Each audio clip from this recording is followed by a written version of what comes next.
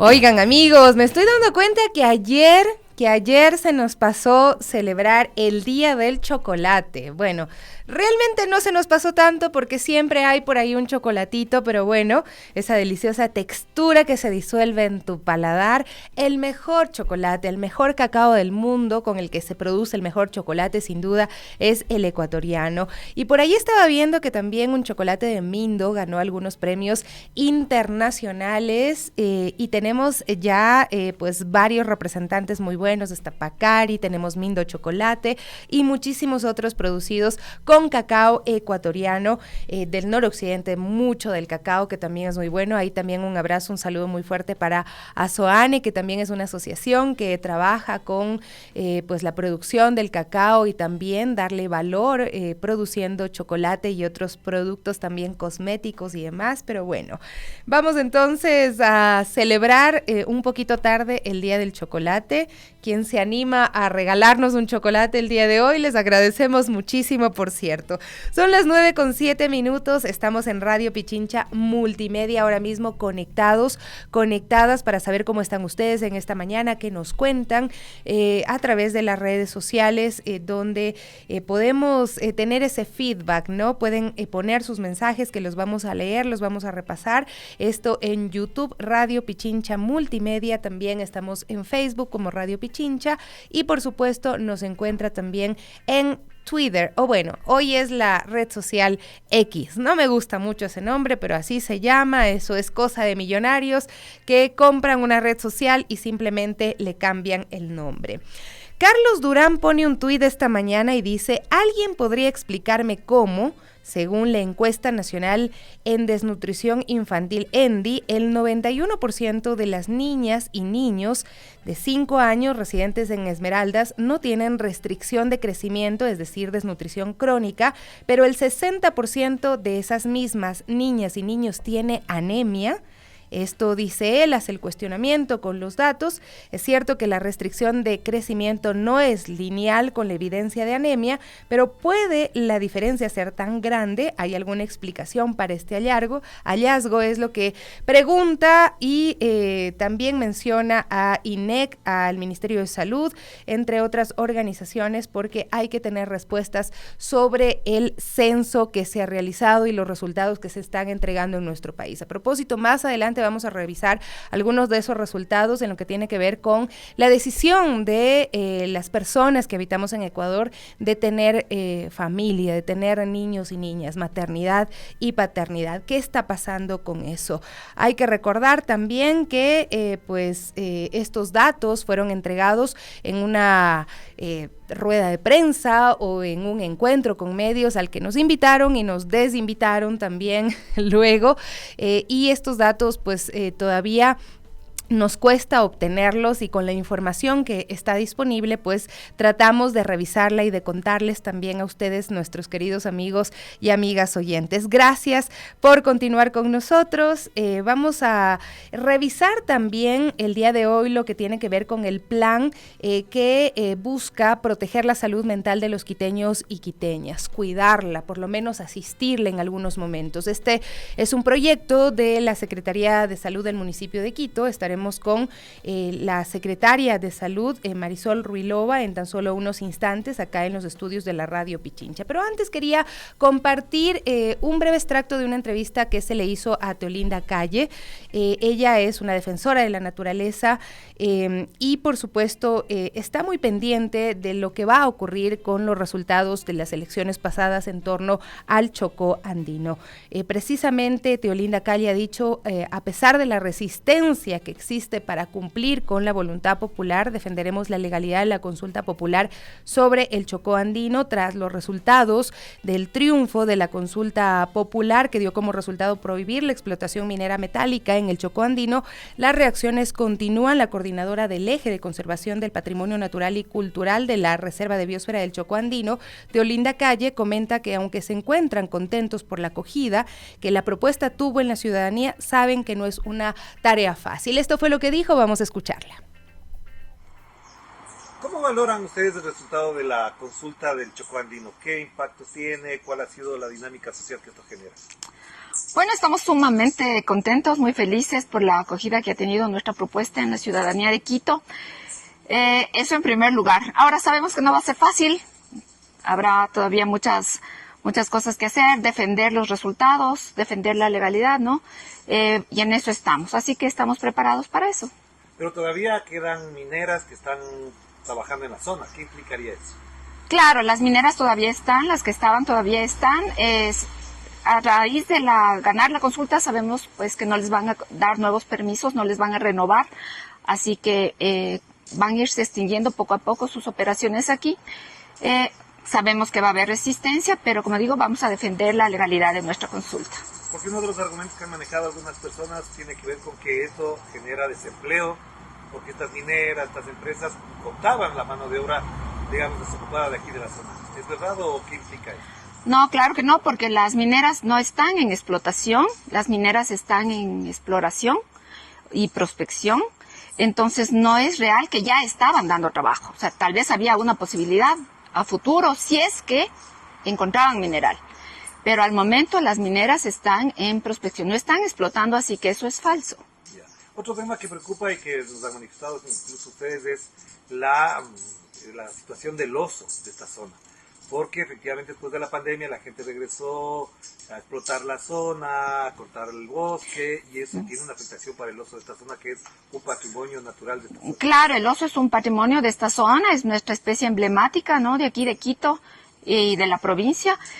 Sí, en efecto tenemos los conflictos últimamente, el bosque se ha ido pues achicando, ahí sigue habiendo deforestación, sigue habiendo cacería. Y los medios de vida que no son suficientes, ¿no? Aquí en cuanto a que, como ha venido gente desde la ciudad a raíz de la pandemia, ha ido quitando bosque, sembrando, poniendo potreros, y no estábamos preparados para algo así. Entonces necesitamos políticas públicas acorde a lo que está pasando en la actualidad. ¿Pero cuál sería la medida urgente, inmediata de emergencia? Bueno, la una sería conciencia y la otra sería dotar los medios como para que la gente, por ejemplo, pueda cercar su ganado, ponerle cercas eléctricas a su ganado, es una de las medidas que dicen los expertos. Todas son medidas técnicas, ¿no? Yo las medidas técnicas no las puedo dar, pero están técnicos trabajando en el tema como para ir mitigando estos conflictos. ¿Y qué hacemos con el oso? ¿Se lo puede monitorear? ¿Se lo puede ubicar? Claro. ¿Cuál sería la solución para esta especie en particular? Bueno, la solución siempre es que no haya deforestación. Esa es la solución. Optimizar los cultivos, por decirte, si es que generalmente se siembra mal y se extiende demasiado y no se ponen árboles, por ejemplo, y se hacen monocultivos, eso no le conviene a nadie, ni a las personas ni a la fauna.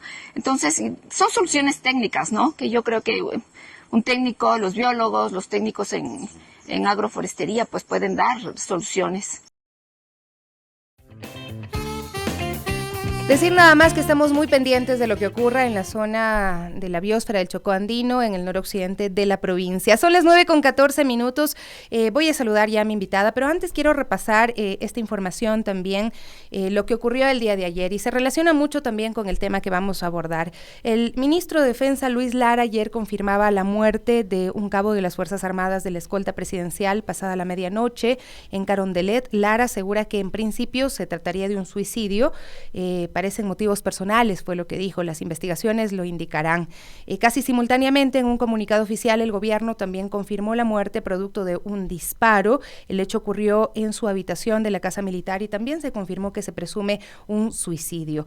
El comandante del Distrito General, Víctor Herrera, confirmó que esta pérdida se sumaría a otros 2 suicidios registrados durante la madrugada de ayer en Quito. En el amanecer tuvimos 3 suicidios, 2 personas menores de edad, de sexo femenino, una en Quitumbe, otra en el distrito Eugenio Espejo, el tercero en el distrito Manuela Sáenz, dentro del Palacio, fue lo que detalló Herrera a Radio Pichincha. Y por eso nos preguntamos por qué esta crisis de salud mental en nuestro país, a nivel del mundo, creo que hay una crisis de salud mental, pero qué es lo que está pasando específicamente en Quito, y queremos saludar a Marisol Ruilova, secretaria de Salud del Distrito Metropolitano de Quito, para que nos cuente un poquito sobre este plan que se activó esta semana desde el día lunes. Bienvenida, muchísimas gracias por acompañarnos.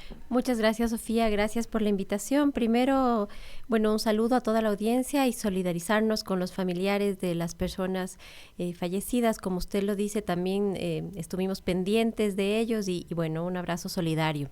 En relación a su pregunta, sí, desde el Distrito Metropolitano de Quito y específicamente desde la Secretaría de Salud y por disposición de nuestro señor alcalde, nosotros estamos muy pendientes de todos los temas relacionados con salud mental, específicamente en el enfoque de prevención integral de suicidio.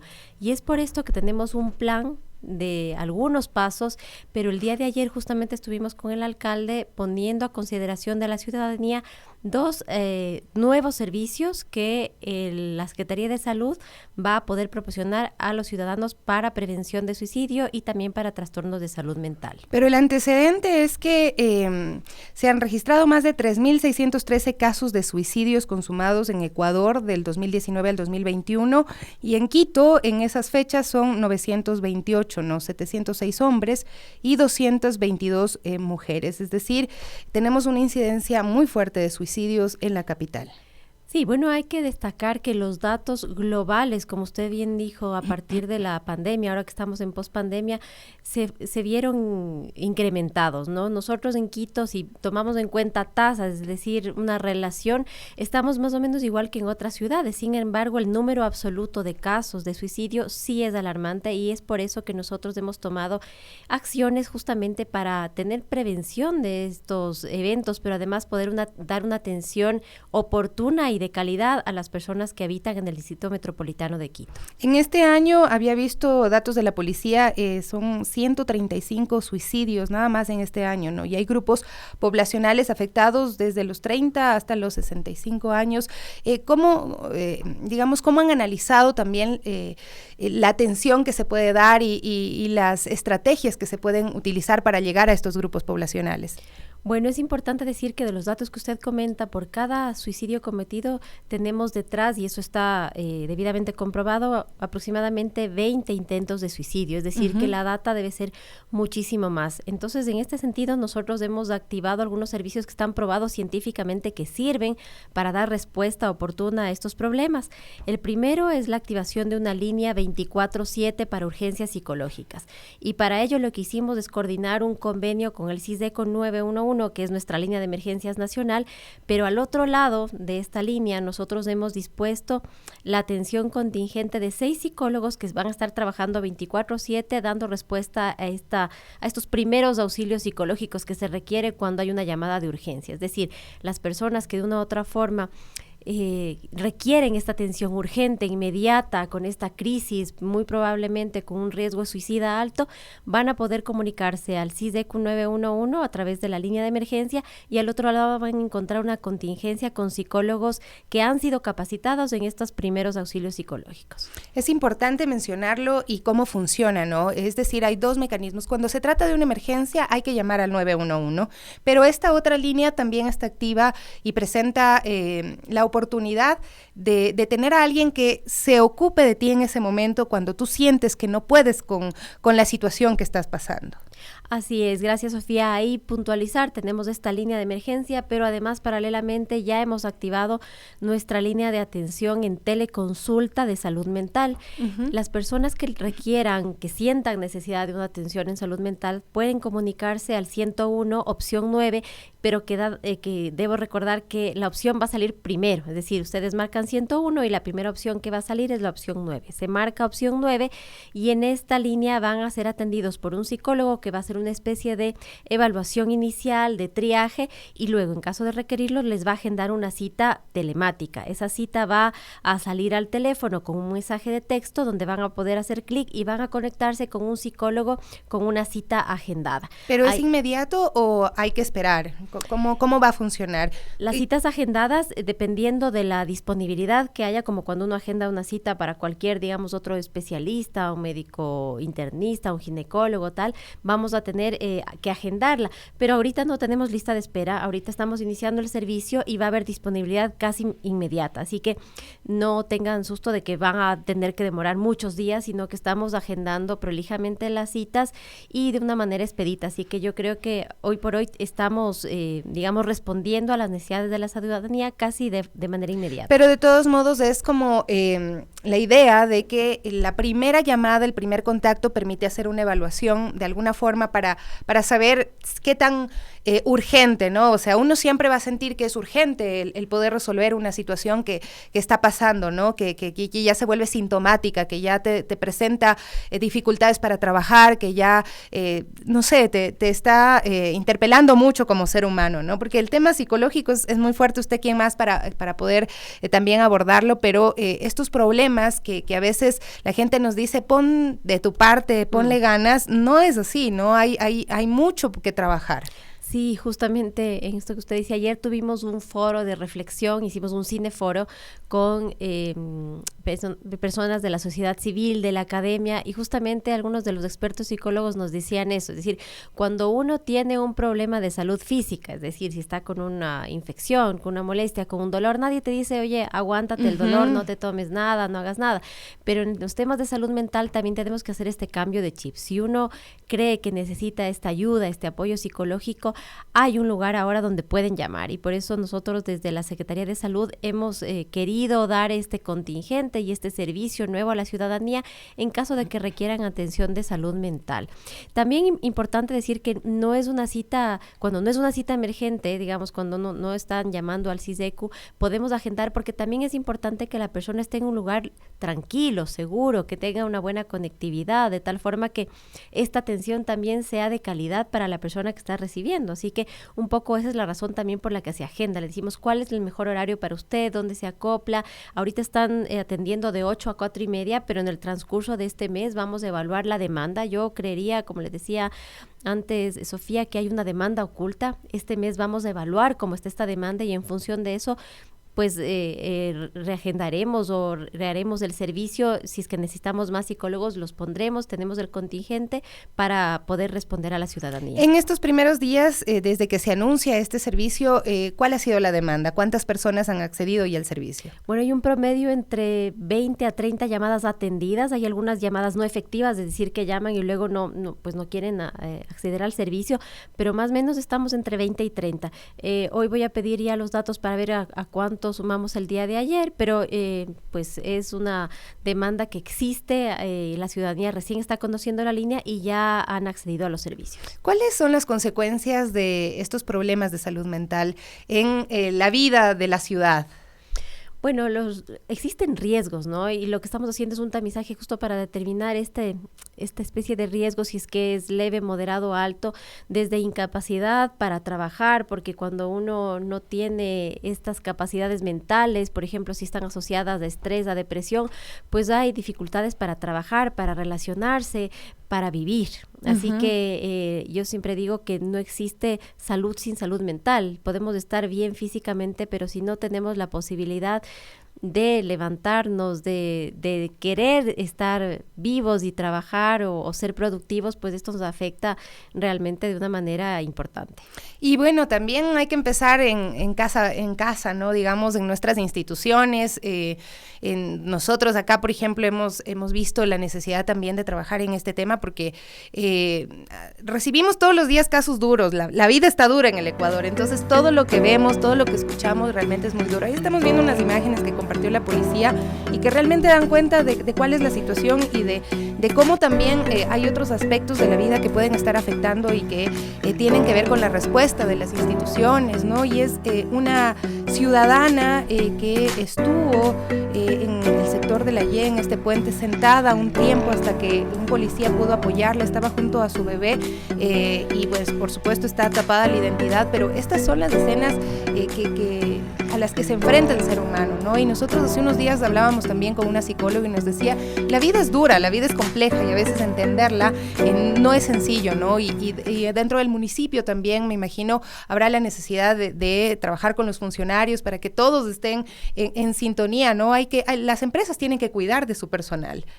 Sí, yo creo que es una responsabilidad de todos. Como usted bien dice, Sofía, no solo las empresas, los lugares de trabajo, las familias, es decir, estamos también enfocados en lo que decimos en la salud comunitaria. La idea es que todos de alguna manera podamos ser una red, un soporte para las personas que tienen de alguna manera estos riesgos elevados. Así que si encontramos dentro de nuestra red familiar padres, hijos, hermanos, amigos, compañeros de trabajo, en el cual identifiquemos factores de riesgo, por ejemplo, que hay un cambio de actitud, de comportamiento, que están tristes, que ya no disfrutan de las cosas que solían hacer antes. También hay que tener una alertita y ponernos al lado, porque no va a haber suficientes, así como no hay suficientes policías para cuidarnos a todos en temas de seguridad, no va a haber suficientes psicólogos para dar una atención de salud mental, pero sí podemos nosotros tener esta corresponsabilidad como personas, ciudadanos, amigos, hermanos, familiares,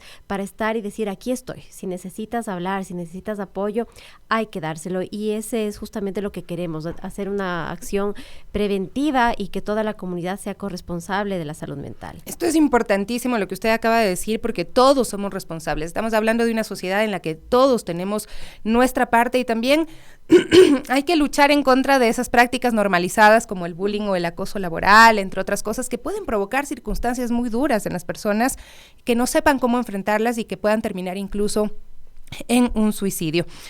Quisiera que lo aclaremos, porque acá parece que se nos confundieron un poquito. Nos dicen, no va a ser de inmediata la atención. Eso es lo que nos está diciendo Dulce, y también otro usuario nos dice el teléfono, por favor. Que si es que no sería inmediato, consideran que esto de pronto podría no ser efectivo. Sí, creo que hay que afinar la información. Como usted dice, Sofía, cuando hay una crisis, es decir, un riesgo inminente, que la persona está con ideación suicida, vamos a tener que llamar al 911. Esto es una emergencia de salud mental. Así como que puede llamar la misma persona o un familiar. Claro, para decir un poco que le apoyen, qué hacer, cómo dar el contingente. Y ahí, como estamos articulados al CISECU, si hay este riesgo, además se van a movilizar contingentes físicos, es decir, muy probablemente se despache una ambulancia, o el policía que esté cerca podría apoyar en este sentido si es que hay un riesgo inminente de suicidio. Ahora, si es que hay una necesidad de un apoyo psicológico en salud mental que no sea urgente, emergente, lo que se hará es llamar al 101 opción 9 para agendar una cita. Como digo, ahorita están agendándose al mismo día, pero como tenemos 10 psicólogos, lo que hay que hacer es un agendamiento ordenado. Entonces, muy probablemente en el transcurso del día tendrá su cita agendada para poder tener esta atención en un lugar tranquilo. Aproximadamente las citas van a durar 40 minutos, y si se requiere, además va a haber citas subsecuentes, es decir, uno llama por una necesidad de salud mental, se detecta el riesgo y se dice, ¿sabe qué? Yo mínimamente le recomiendo que usted tenga 3, 4, 5 o 6 citas subsecuentes para ver la evolución que tiene de su estado mental. Y si se requiere otro tipo de atención, estamos diciendo, por ejemplo, la atención de un psiquiatra, también hemos fortalecido nuestras unidades de metropolitanas de salud con la atención de psiquiatría. Y adicionalmente también podrían ser derivados a una atención presencial en nuestras unidades metropolitanas, porque estamos cerrando la red de atención de servicios de salud mental. Importante también mencionarlo. Vamos a hacer una cortísima pausa y regresamos. Estamos conversando con la secretaria de Salud del Distrito Metropolitano de Quito, Marisol Ruilova, y de regreso, si tienen alguna inquietud, alguna duda, no pierdan la oportunidad de comunicarse al 3240-040, 3240-050. Volvemos enseguida con más de Las Guarmis.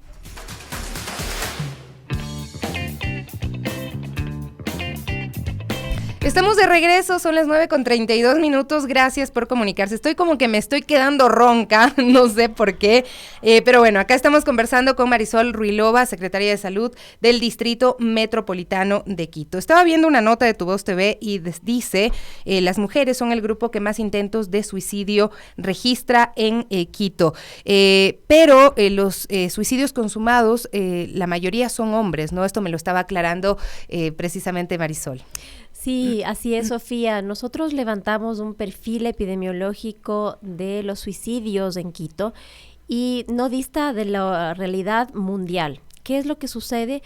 Sí hay más intentos de suicidio en mujeres, pero los suicidios consumados son mayores en hombres. ¿Y por qué pasa esto? Es por los medios que utilizan para cometer suicidio. Usualmente son más contundentes los usados por los hombres que los usados por las mujeres, pero vemos que el riesgo de ideación, de comportamiento, ya de eventos suicidas, pues es el mismo en los dos sexos, ¿no? Así que hay que tener atención justamente. No es que porque alguien te dice me voy a suicidar, dicen hay este chip, este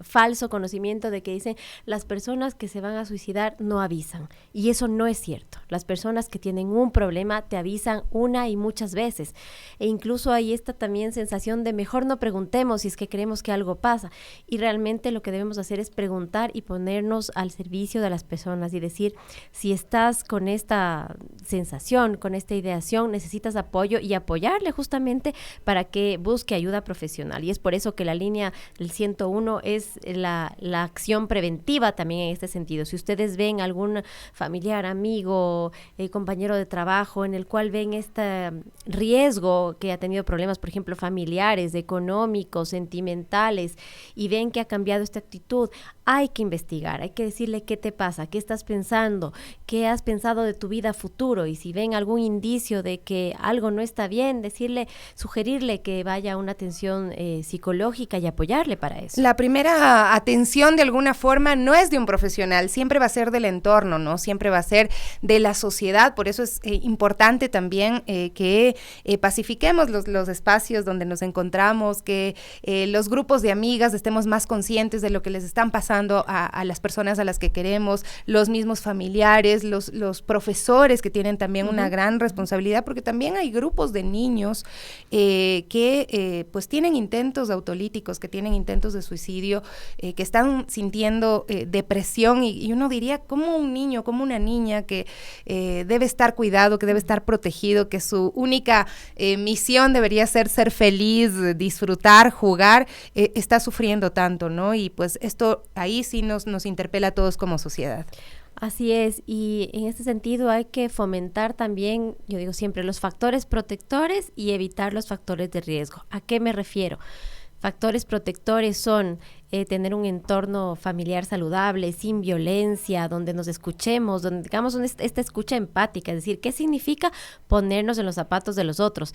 Claro, el papá no se acuerda cuando tenía 10 años, y lo más grave que podía haber pasado es que le vaya mal en un examen, y dicen, ay, no pasa nada, te fue mal en un examen, no pasa nada, pero quizás para un niño, si nos ponemos en los zapatos de este niño de 10 años cuya único estrés en la vida, digamos, es el sacar buenas notas, y le fue mal en un examen, y además sabe que sus papás probablemente le vayan a retar, es un problema grave. Claro. Así que al ponernos en los zapatos de los otros, tratar de ver qué llevan en su carga. Yo siempre digo, tenemos una mochila que llevamos atrás y nadie sabe qué llevamos. Si llevamos piedras, si llevamos comida, si llevamos un peso muy grande con el que no podemos cargar. Así que ponerse en los zapatos de los otros va a ayudar a poder ser más empáticos, entenderlos y sobre todo determinar un riesgo para poder hacer una derivación oportuna a un espacio que tenga estas capacidades de respuesta, como los psicólogos, por ejemplo. Y también pensemos en que nuestras actitudes tienen un impacto serio en la vida y en la psiquis de otras personas.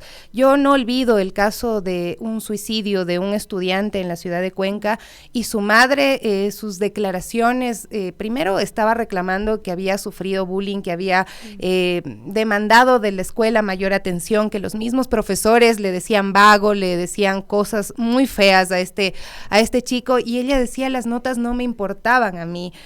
Pero hay otras personas que le hicieron creer que eso era más importante que su propia vida, ¿no? Entonces, el impacto de nuestras palabras, también como seres humanos debemos ser responsables de lo que le hacemos a otras personas, porque las consecuencias pueden ser graves, no sabemos en qué situación está, y no podemos creer que todos son lo suficientemente fuertes como para aceptar bromas, como para aceptar apodos y demás. Así es, y ahora también hay un factor agravante, creo yo, esto ya muy personalmente lo digo, y es que nosotros tenemos unas redes un poco falsas. en el sentido de que las redes sociales muestran una cosa y por detrás no sabemos qué está pasando. Yo creo que ese es un factor de riesgo actual. Hay que cuidar el uso de las redes, porque además detrás de las redes se esconde muchísimo bullying, discriminación, lo que tú dices, Sofía, así que por ahí también hay que tener un ojo de cuidarnos y de tener relaciones reales, familiares, de amigos, de compañeros de escuela, de trabajo, en el cual realmente podamos tener un apoyo de verdad, presencial, en el sentido de poder escuchar y apoyar a las personas y tener mucho cuidado en las palabras, como tú bien dices, ¿no? Las palabras pueden definir un montón y nosotros no sabemos el impacto que puedan tener esas. Esta es una parte de la estrategia de cuidados de salud mental, pero ¿cuáles son las otras propuestas? Recordamos que se había planteado tener una ambulancia siempre en los puentes donde ocurren con mayor frecuencia estos suicidios. ¿Van a continuar ahí las ambulancias? No sé, ¿cuáles son los otros elementos que giran alrededor de esta estrategia? Bueno, nosotros inicialmente hemos planteado 10 puntos iniciales de la estrategia. 2 de ellos ya lo hemos comentado, las líneas de urgencia y la línea de atención telemática. Hemos también coordinado con la empresa pública de obras públicas del municipio para el vallado de 2 puentes emblemáticos, el puente del Chiche y el puente de Gualo, que es donde se efectivizaron la mayor cantidad de suicidios en los últimos años. Esto va a ocurrir en el próximo año porque hubo que plantear una reforma al presupuesto que recibió el municipio, pero ya está coordinado y esto va a ocurrir. Sin embargo, la atención en los puentes no era efectiva porque además era de 8 a 4 de la tarde y la mayor cantidad de suicidios ocurren en la noche y en la madrugada. Pero para eso se han instalado también cámaras de tal forma que uno pueda estar pendiente y justamente las llamadas de emergencia las que alerten al 911 para movilizar contingente. Y sin embargo, Sofía, decir que esta no es el mayor medio utilizado, ¿no? Se utilizan además usualmente en otros sitios, en las mismas casas y por otros medios. Así que lo importante es estar atentos. La acción de la comunidad que puede identificar a tiempo un riesgo suicida, porque las personas que están con depresión, con estos pensamientos suicidas, siempre lo dicen y avisan. Entonces, ahí es donde debemos prevenir. Ya el momento de un suicidio consumado es muy tarde. Y también por eso estimular, tenemos la frecuencia de que los suicidios consumados se dan más en hombre, muchas veces también por esta connotación de que los hombres no deben llorar, no deben hablar, no deben contar sus problemas. Entonces también estimular a que si la persona que nos está escuchando ha tenido estos pensamientos, busque ayuda, sea hombre, mujer, adolescente, adulto joven o adulto mayor inclusive. Nosotros estamos con la línea del 101 ahí para apoyarles y para poder escuchar sus problemas y darles un soporte y un apoyo emocional. Ahí también sí pensaríamos en que el Ministerio de Salud Pública, que tiene, digamos, una estructura mucho más grande, también debería responder, ¿no? Efectivamente, pero es muy complejo el tema y siempre traemos a colación casos que hemos visto, que hemos tenido conocimiento de psicólogos o de profesionales de salud diciéndoles locos a alguien que llega con una circunstancia de salud compleja o que llega por alguna crisis, ¿no? Y esto tampoco puede seguir pasando. Lo que hay que garantizar también es que los profesionales de salud sean personas realmente empáticas, personas que sean capaces de cuidarte en un momento en que necesitas un cuidado. Así es, y por eso también dentro del plan, una de las estrategias que hemos determinado desde la Secretaría de Salud es la capacitación, la sensibilización en primeros auxilios psicológicos. Hemos hecho un primer barrido de lo que nosotros conocemos como primeros respondientes. Esto es bomberos, Policía Nacional, agentes metropolitanos de tránsito, agentes metropolitanos de control, que son los que están, digamos, en las calles relacionados con las personas con este riesgo suicida y están sensibilizados y saben qué hacer. Nos falta todavía mucho por hacer, ojo, y lo que usted dice es sensibilizar también a los profesionales de la salud, porque a pesar de que nos formemos como profesionales de la salud, no necesariamente recibimos esta capacitación en primeros auxilios psicológicos, pero como usted bien dice, si somos empáticos, si somos capaces de detectar este riesgo, pues entonces lo que tenemos que hacer es derivarlo a otro profesional que sí pueda dar respuesta de una manera oportuna y con calidad a estos riesgos de salud mental. Bueno, auguramos realmente que este proyecto funcione, que este proyecto sea bien evaluado y podamos tener los mejores resultados y que las personas podamos sanar de todas estas heridas y estas cargas que tenemos en esta mochila de la que usted habla, que es cierto, si nos ponemos a pensar, hay muchas cosas no trabajadas que luego se ven en otros síntomas también y la depresión es precisamente la evidencia de todas esas cosas no trabajadas y luego puede llegar incluso también al suicidio. Así es que estas dos líneas están siempre disponibles, el 911 y directamente se puede pedir la asistencia y también el 101, ¿no? Entonces yo creo que es importante nuevamente hacer la invitación, recalcar los números y demás. Sí, muchas gracias, Sofía. Entonces, recalcamos el 101, opción 9 para atención de teleconsulta en salud mental. Y en caso de urgencias psicológicas, marcar el 911 para tener atención psicológica especializada al otro lado de la línea. Y bueno, también decimos, también las otras áreas del municipio, ¿no? Están haciendo su esfuerzo, incrementando espacios de cultura, espacios de recreación, de deporte, que son necesarios para darle un sentido a la vida de quienes habitamos en esta capital, ¿no? Esta ciudad tan bonita, pero donde hay todos estos problemas, muchos de los cuales están ocultos. Así es, estamos trabajando articuladamente con Secretaría de Seguridad, con la Secretaría de Inclusión Social a través de todos sus servicios del Patronato San José, con la Secretaría de Educación y obviamente con la directriz de nuestro señor alcalde, así que estamos trabajando justamente para tener unos entornos saludables en los que podamos salir con seguridad, trabajar con seguridad, disfrutar de esta ciudad tan linda que tenemos con seguridad, que son de las principales cosas que nos pueden ayudar a promover la salud mental y evitar estos riesgos suicidas. Muchísimas gracias por acompañarnos el día de hoy. Teníamos la oportunidad de conversar, de tener acá por primera vez en las Guarmis a la secretaria de Salud del Distrito Metropolitano de Quito, Marisol Ruilova, que sea la primera pero no la última. Seguro, muchas gracias. Aquí estaré cuando me invites, Sofía. Las Guarmis siempre buscando el bienestar de nuestra comunidad. Son las 9:45, vamos a hacer una cortísima pausa y enseguida regresamos a revisar las noticias también de la comunidad, amigos y amigas.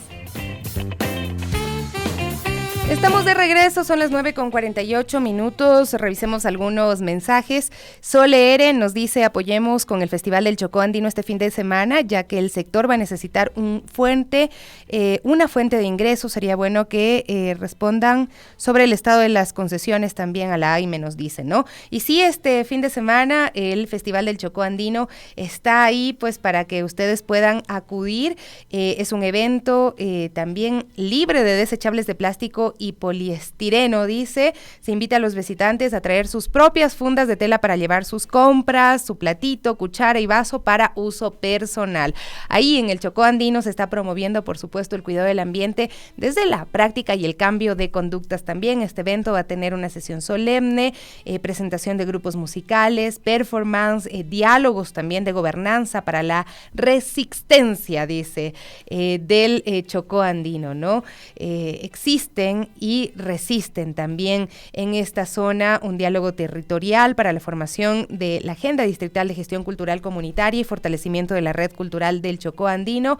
Va a estar muy bonito, así es que vaya todo este fin de semana del 15 al 17 en diferentes zonas. En Gualé específicamente usted va a poder acudir. Y también nos escribe Cas, dice, Sofi, buenos días, todo lo que se produce en Ecuador es sabroso, pero los precios son como para extranjeros y prohibitivos para nuestra economía. Por ejemplo, nos dicen el chocolate Pacari, su valor es muy alto, es verdad, son los precios más costosos, pero para quienes compran un Ferrero, chocolates extranjeros, es preferible que gasten esa platita en estos chocolates que son ecuatorianos, porque además hay que decir, hay experiencias, y ya que mencionaba esta, pues que también pagan precios justos a los agricultores, ¿no? Hay chocolates que son muy económicos porque no pagan el precio justo a los cacauteros, a las personas, a los campesinos, ¿no? Y también esto hay que considerarlo. Claro, cuando se extienda de pronto el consumo de estos productos, seguramente podrán bajar sus costos, pero siempre pensar también en esa cadena de producción. 9:51, está la Gaby Cruz acá con nosotros, llegó en su Vespa, la saludé y está fría, me imagino que el viento. Pero ¿cómo estás, mi Gaby? Eso sí, con buena energía y con la chaqueta. Sí, hoy Hoy tocó de cuero. así, con todo el vestuario adecuado para la Vespa. Buen día, mi Sofi, buen día, amigos y amigas de Radio Pichincha y de las Warmis. Yo feliz de siempre acompañarles en todas las mañanas junto a la Sofi. Bueno, tenemos muchas noticias, varios temas que destacar y tenemos hasta las 10:20. A las 10:30 llega el Quique Vivanco también. De paso les avisamos Así para es. que se queden con la señal de Radio Pichincha y transmitimos también a través de las redes sociales. Mi querida Gaby, ¿qué me cuentas? Bueno, empezamos con una lamentable noticia y es que Jan Pacheco Mafla, quien había sido reportado desaparecido en el río Jatunyacu, cerca del Tena, en la provincia del Napo, ya el 8 de septiembre pasado, pues fue encontrado sin vida. Y esta tragedia empezó mientras nadaba en el río en esta área conocida como la Laguna Azul, cerca del mediodía. Los primeros indicios señalan que fue a causa de ahogamiento. Así es. Karina Avance, que había puesto la alerta, pues es su familiar, ha escrito también: gracias a todos y todas por sus mensajes de cariño y solidaridad, gracias a las innumerables personas e instituciones que nos apoyaron en este proceso tan duro, nos deja un vacío enorme la partida física de mi primo Jan, se queda con nosotros su cariño, su energía, su fuerza y su alegría, pero muy triste realmente. Lo que tú mencionabas, Jan era un profesor de yoga y abrazaba esa disciplina desde una edad temprana, según se indica en el sitio de web del centro Air Yoga, ¿no? De acuerdo con los relatos de sus familiares, Jan fue arrastrado por una fuerte corriente del río y lamentablemente no volvieron a verlo. Tanto la policía como los bomberos de Tena, junto con el personal de riesgos y operadores turísticos, realizaron intensos esfuerzos de búsqueda hasta que se recuperó su cuerpo. Primero fueron días en los que se hizo el intento y no tuvieron éxito, pero pues ya el día de ayer, en horas de la tarde, pudimos conocer esta lamentable noticia. Sí, así es. Y bueno, también en otras noticias, la policía colombiana detuvo a Milton Giovanni Abad Pantoja. Él fue acusado del femicidio de Nancy Monar. La policía colombiana lo detuvo, ella era su ex esposa, ¿no? Su esposa en el departamento sureño de Putumayo, fronterizo con Ecuador. Abad Pantoja es considerado el 16º asesino más buscado del país y su detención se logró en coordinación con la policía ecuatoriana y también la Interpol. Este sujeto fue capturado en el municipio de La Hormiga el pasado 9 de septiembre en el departamento de Putumayo, luego de 5 años en los que evadió a toda la justicia. 5 años, imagínate tú. Bueno, claro, entendemos que por eso también Germán Cáceres fugó a Colombia en su momento, ¿no? Porque pretenden burlar la justicia yendo a otro país. En el caso de Germán Cáceres, bueno, hubo una recompensa y una acción más inmediata por la presión de la ciudadanía. Sin embargo, pues en este caso fueron 5 años. Ahora, ojalá y se hagan todas las gestiones inmediatas, porque hay casos como el de Ibis Berríos, que su femicidio estuvo en Estados Unidos, lo atraparon por infracción de tránsito y la policía de Ecuador, desde la embajada y todos los estamentos ecuatorianos no hicieron la solicitud de extradición y luego el señor pues salió libre y hasta ahora tiene medidas, y hasta más bien le resultó bien porque ahora tiene hasta residencia o permiso para trabajar. Es terrible, ¿no? Así es. Pero bueno, recordemos que Nancy estuvo 4 días desaparecida hasta que finalmente la fiscalía halló su cuerpo con signos de violencia en el kilómetro de la vía Santo Domingo Los Bancos. Este crimen ocurrió en el baño de la vivienda de Nancy, quien tenía 2 hijas. 2 hijas. Así es. Tras asesinarla, el ahora detenido la subió a su auto, la cubrió, según dicen, con hojas y la llevó hasta un terreno vacío. Según cifras del Consejo de la Judicatura, hasta agosto 2023 se han reportado 2.078 muertes violentas de mujeres, pero de ellos 677 son femicidios. Son considerados femicidios, es decir, delitos por motivos de género. Otro femicida más, ojalá y le caiga todo el peso de la ley, pero primero tienen que hacer las gestiones oportunas para que lo puedan traer al país y pueda ser juzgado oportunamente, ya que estaba en la lista de los más buscados. Déjame ver, algo me dice acá el Carlitos también, pero bueno, ¿cuáles son los otros temas, mi querida Gaby, que tenemos? Claro que sí, bueno, este ya es el tema del que se habló mucho en su tiempo, y es que el conductor del tráiler que estuvo involucrado en el siniestro de tránsito múltiple en Guayabamba, ocurrido en mayo pasado, ya aceptó su responsabilidad en el hecho y enfrentará un proceso abreviado por muerte culposa. Y recordemos que por esta figura legal, el procesado estaría 20 meses en prisión. 20 meses en prisión. Aceptar que participó en el hecho reduce la pena, esto es lo que explicó su abogado Carlos Quinchuela. La propietaria del automotor que ocasionó los daños llegó a un acuerdo de reparación integral con los afectados. Esta indemnización alcanza a los $410,000, ¿no? Este siniestro dejó 3 personas fallecidas, entre ellas, si mal no recuerdo, niños también. Sí, habían menores de edad. 19 heridos, 24 vehículos con daños parciales o totales, ¿no?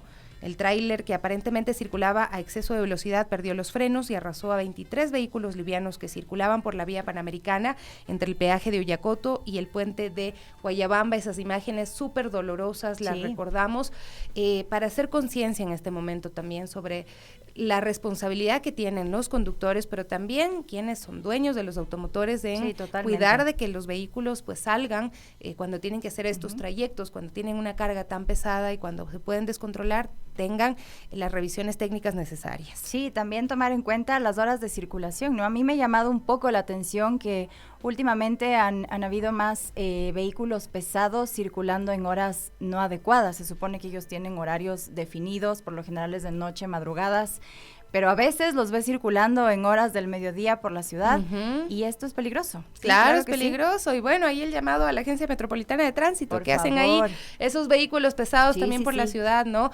Es verdad, la Gaby lo que dice, tienen horarios que deben ser respetados, deben ser cumplidos, precisamente porque presentan mayores riesgos para otras personas. Y aquí lamentamos la vida de 3 personas que fallecieron, ¿no? A otras que quedaron heridas, y un trauma para todos los que estuvieron en ese momento del siniestro, que se han quedado con un shock, con un estrés postraumático también, que tienen que tratarlo, y quizá nadie se pone a pensar en eso, ¿no? ¿Qué pasa con las víctimas de los siniestros de tránsito? Pues como en este caso, pues fue un evento tan fuerte donde hubo también fallecidos, donde hubo personas heridas, donde se perdieron también bienes materiales. ¿Qué más, mi Gaby? Sí, bueno, esta es una noticia bastante curiosa realmente, y es que la incertidumbre económica hace que las parejas decidan ya no tener hijos en el Ecuador. Así lo dijo el director del Instituto Nacional de Estadísticas y Censos del INEC, Roberto Castillo, y esto dice que desde hace más de un año se realizó una investigación para conocer los cambios que se han registrado en la natalidad desde 1950 hasta la fecha. Entonces, Castillo explicó que en el 2010 el INEC preveía 340,000 nacimientos por cada año a futuro. Pero sin embargo, esta evidencia demostró que la cifra llegó a 250,000, es decir, que existe una brecha de 90,000 nacimientos. Y una de las razones por esta disminución de natalidad sería esta incertidumbre económica en la que vivimos, ¿no? Y en la que viven varias parejas. Y además, bueno, esto yo no lo veo como un problema en realidad, la aspiración de las mujeres a tener una carrera profesional y la relación de pareja. Bueno, esto es lo que ha dicho desde el INEC. Mira las imágenes que les puse.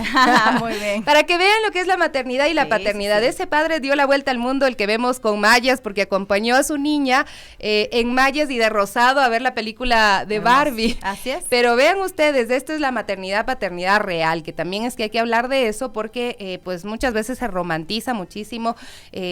Claro, amamos a nuestros hijos, eso nadie lo niega, nos despiertan los sentimientos más hermosos del mundo, pero también es súper, súper duro. La maternidad y la paternidad son duras y muchas veces son asumidas sobre todo por las mujeres, ¿no? Ayer estaba revisando unas cifras que el cuidado, las tareas de cuidado, las labores de cuidado en nuestro país son asumidas por las mujeres en un 75% y el 25% se encargan los hombres. Eso representa más o menos el 15% del Producto Interno Bruto, si es que las mujeres pues le pusiéramos valor a ese trabajo que realizamos diariamente también en el cuidado de nuestros hijos, en el cuidado de las personas adultas mayores, personas también con discapacidades, ¿no?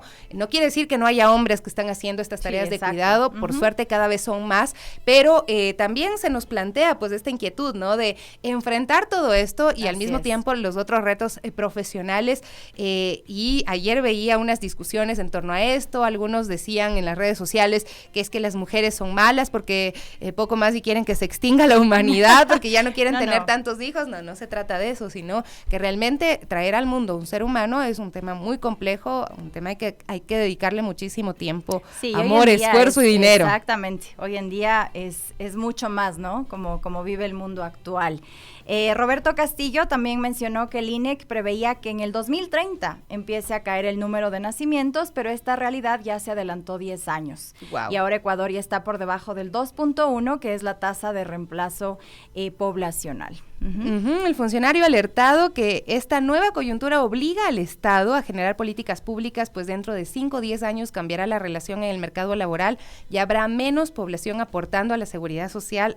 Eso es importante, generando problemas en las prestaciones de la salud o las jubilaciones, por ejemplo. En el 2010 se proyectó que creceríamos a 18 millones de personas en el país, pero no se ha cumplido porque han nacido menos niños que los que inicialmente se proyectó, aseguró. Castillo también anunció que en los próximos días se dará a conocer los resultados del censo de poblaciones que permitirá solventar esta hipótesis inicial. Es decir, faltan datos todavía pues para sacar todas estas conclusiones. Bueno, ahora pensar que esto ya pase acá a nivel Latinoamérica sí es factible. Sabemos, por ejemplo, en Europa esto ya pasa hace siquiera unos 10, 20 años atrás. Esta corriente también viene acá. Es verdad el tema de la aspiración profesional, la aspiración personal.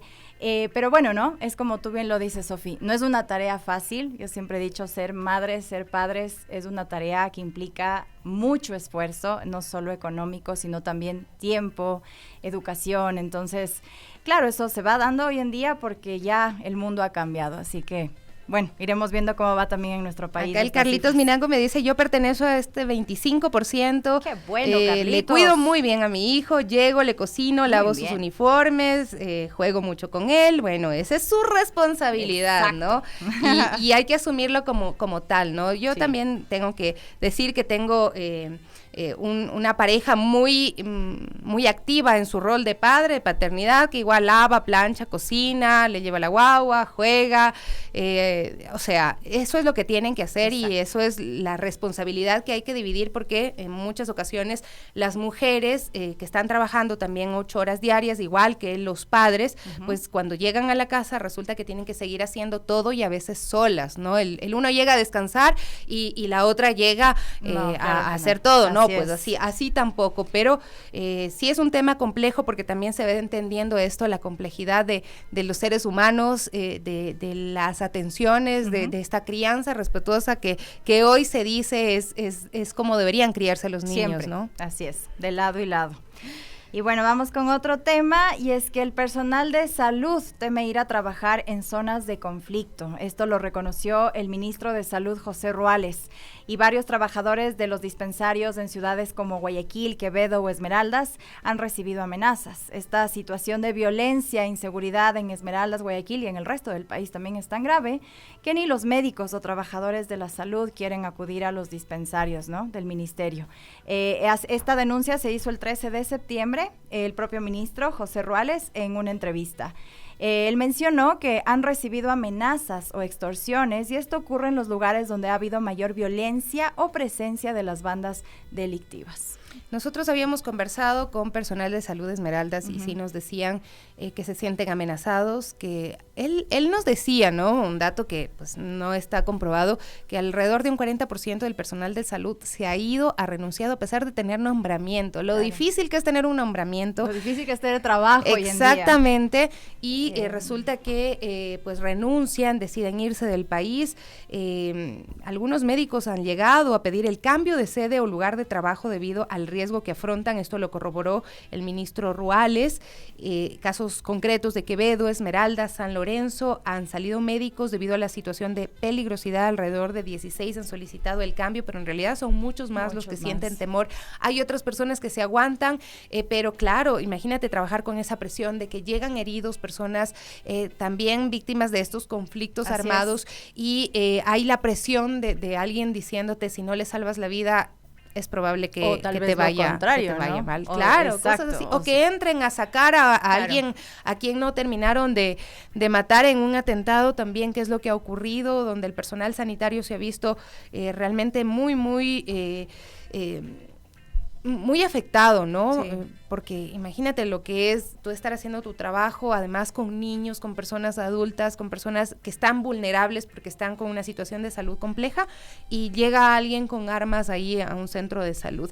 Y esto también ocurre en otras áreas. En el área de la educación hemos visto en estos días al alcalde de Durán pidiendo que se envíe clases virtuales a los estudiantes. Sí, ¡Qué terrible! Duro. Es durísimo. Recordemos que él también siempre va con chaleco antibalas, ¿no? Y custodiado. Y él ya está pidiendo que todos los niños vayan a clases virtuales. Dicen, lo que va del 2023 se registran ya 179 muertes. Tomando en cuenta la situación del cantón, el Consejo Municipal le pide a la ministra de Salud que autorizar, ¿no?, la educación virtual para sus niños y adolescentes. Así es, sí, a la ministra María Brown, ¿no? Somos conscientes de que esta medida no se ha implementado desde la pandemia por la COVID-19, pero ahora, señor presidente y señora ministra, vivimos una nueva pandemia que es la inseguridad, dijo el alcalde Chonillo.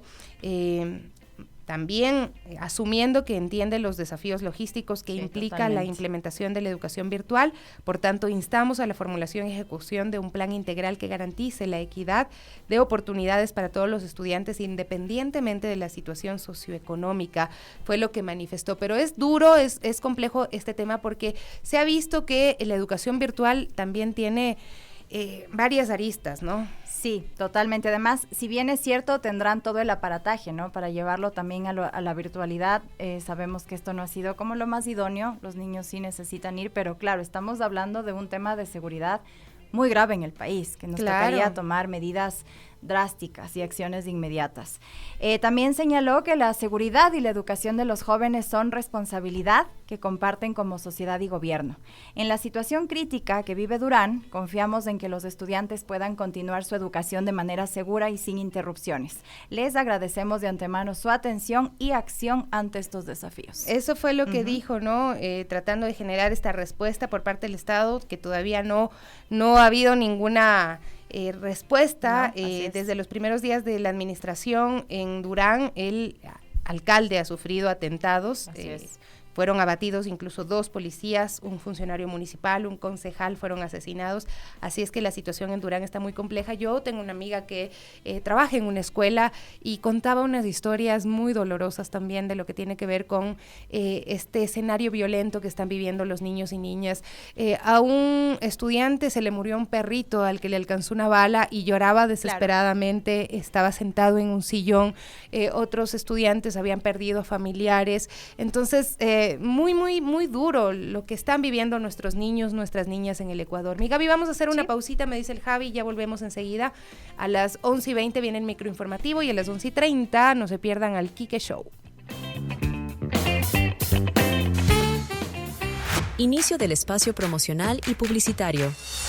Este 16 y 17 de septiembre vive la música en los parques El Ejido y El Arbolito. El sábado 16 estarán Cacería de Lagartos, Mad Brain, Sally Mileto, Guardarraya y muchos más. Y domingo 17 disfruta de Uwi Drobo, Ñanda Mañachi, Los Titos y Miguel Ángel, Papi Ray, Papaya Dada y otros talentos. Revisa la agenda completa en quitocultura.com. Este verano, Quito renace. Autorización número 584. Elecciones anticipadas 2023 y consultas populares Yasuní y Chocó Andino. Fin del espacio promocional y publicitario. Las Guarmis te escuchan. Envía tu denuncia con fotos, videos o audios a info@radiopichincha.com.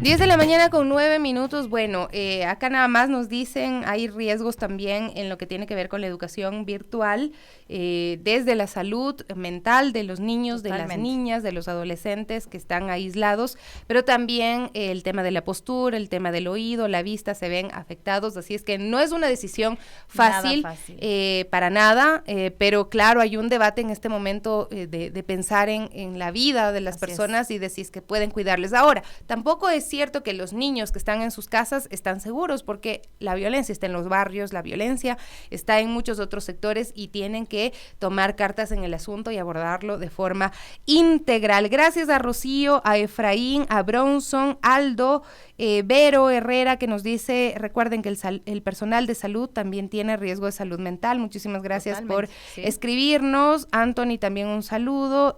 Paggy Saint, muchísimas gracias. Angelita, Dulce, Vladimir, Nargis, ¿quién más? Cris, Julio, que están conectados desde tempranito con las Guarmis. Muchísimas gracias por acompañarnos. Sí, bueno, y ahora también pasamos a temas de los servicios básicos, que también nos vemos afectados estos días.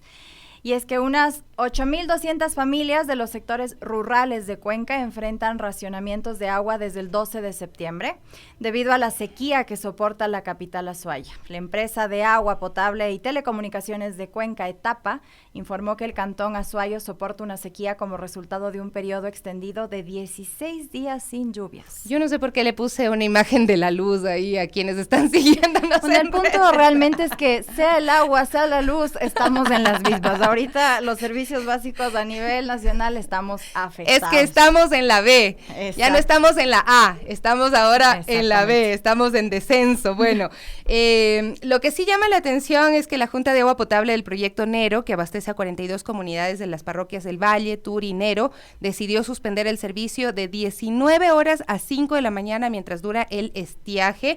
Si con el racionamiento por las noches no se logra mantener una cantidad adecuada de agua en los tanques de reserva, los cortes se prolongarán por más horas, anunció la administración de la Junta de Enero, ¿no?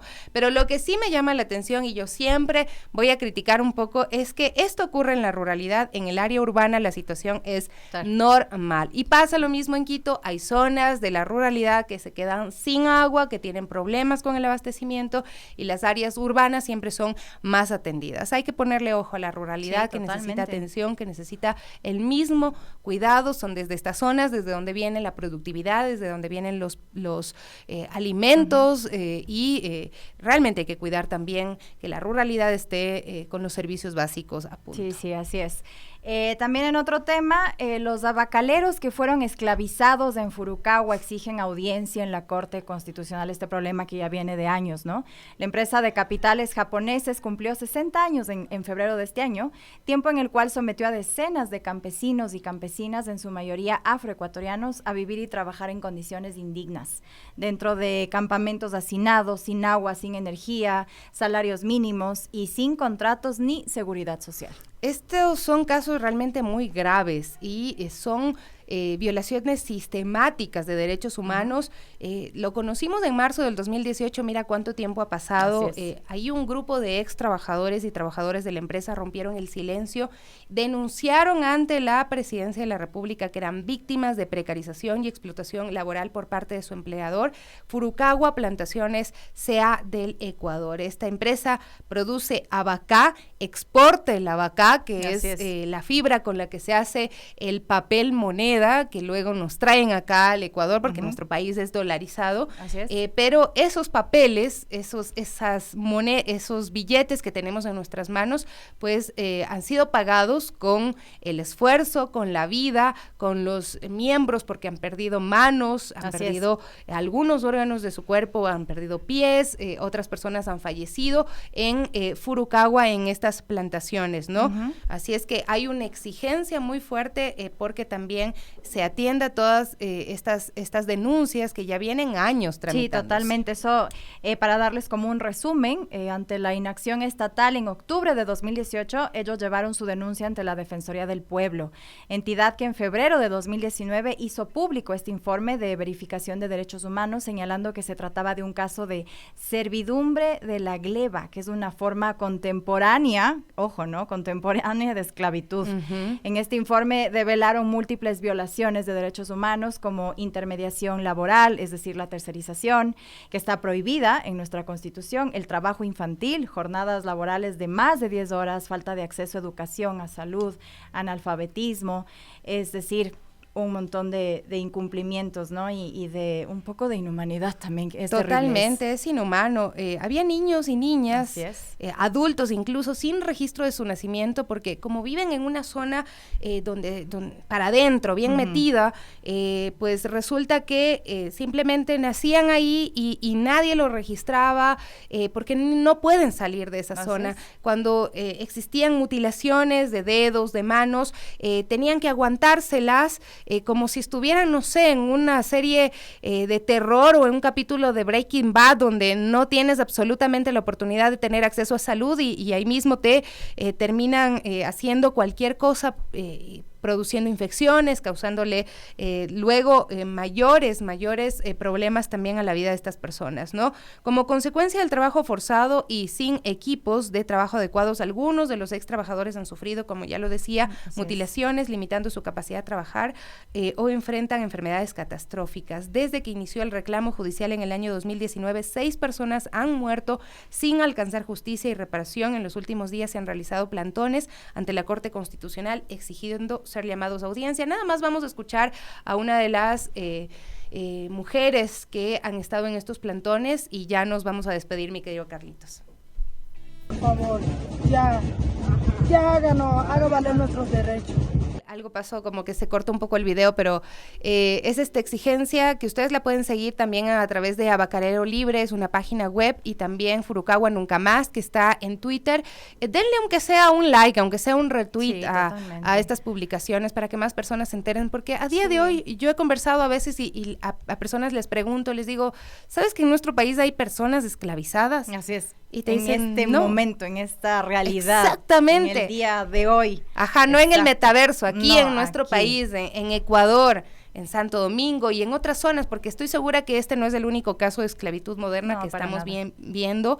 Existen muchos otros negocios, entre comillas, que pues aprovechan la vulnerabilidad de las personas, la necesidad de las personas para esclavizarlas, para tenerlas en estas condiciones.